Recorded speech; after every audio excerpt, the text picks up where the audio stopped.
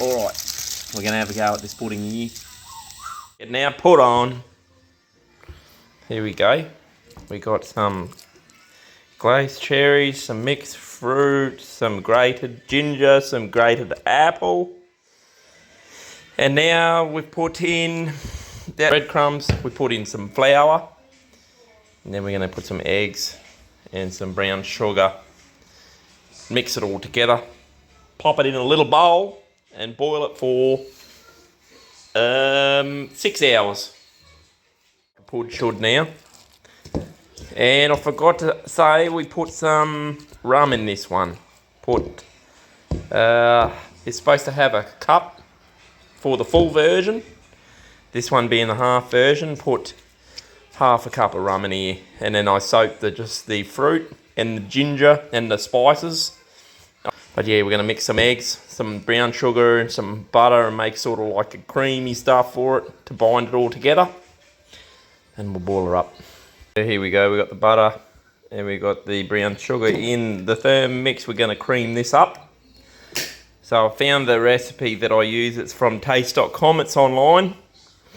But this is 125 grams of butter and half a cup of brown sugar. And then when we cream this up, then we're going to crack 2 eggs into it and whiz that in as well. There we go. Let's take the lid off. And we crack the 2 eggs in. Ah, beauty. Sometimes it bloody splits on me, eh? But this time, looks nice.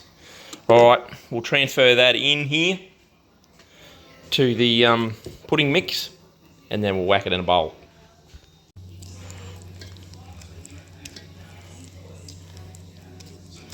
Looking sort of wet, like a wet, stodgy mixture at this stage.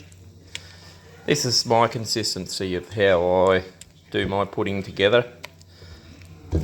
Sort of not. Once it's boiled for a couple of hours, it's crazy the transformation that this takes on. Alright, into the bowl. This is the little bowl, little stainless steel bowl you probably need for it, because we're going to whack it into some boiling water for a couple of hours. What I like to do before I put the pudding mix in, we just get a bit of butter and we, apply it to all the surfaces. And then I get a little bit of flour and just move the flour around to make a bit of a coating of flour between the bowl and the pudding mix. And I think that helps it once on Christmas Day when you want to get it back out. It comes out more easy than sticks to the sides. So little hint there. There we go. It's all in the bowl now. Tasting like a bloody good mix, this one. Look how rich it looks. Alright, so we're going to put a little hat on it now to, seal it all in for when we're boiling.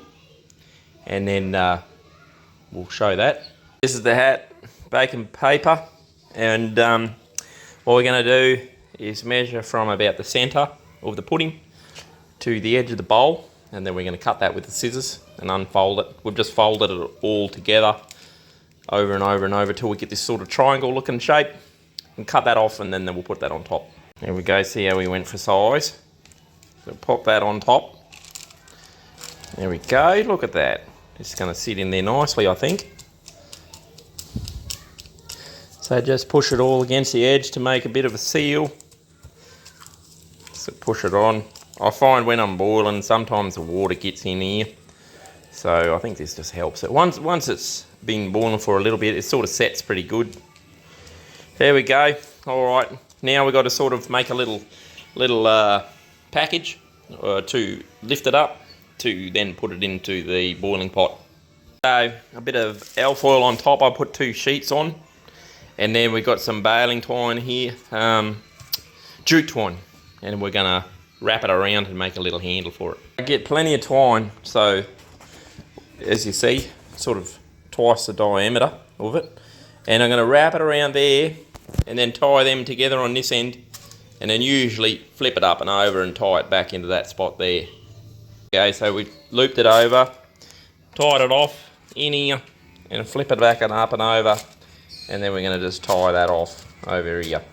Just done another string across this way. I've looped it through that bit of string that's tied around the outside, and then just looped it under and over this cross member, and then we're just going to tie it in here so it sort of gives it a bit. Sometimes it likes to flip out of its little cradle, so we don't want that happening while it's boiling, because that will be a messy, ouchy experience. There we go, got our little basket of goodies, little cradle, out she comes. So we're gonna put it in this pot here. This pot, it was boiling, it's sort of not now. Turn her up. So that we just want it simmering like this here now. I suppose if you didn't have this, which I'm gathering most people won't, you could put this in a deep pan in the oven and put the oven on, like, I suppose 100 degrees or 120 degrees, just as long as you get it so that it's sorry about that, so it's just boiling a little bit. I found, let's see if I'm right, I found that most of the time the pudding will just float on the top like that. I used to put a little bar across here and suspend it and stuff. We'll see. It's not sinking so far. As you see, it's just come off the simmer just a little bit. Alright, so 6 hours now. 6 to 8 hours. I'll do 6 hours. It's not as big pudding as the other one. And yeah, you just got to keep coming back and checking on the water level on the pot. Can't really see it in the video, but yeah, it's about here. You know, you want to keep coming back, checking on it, making sure it's not boiling its head off. You just want to simmer so that it slowly cooks all the way through.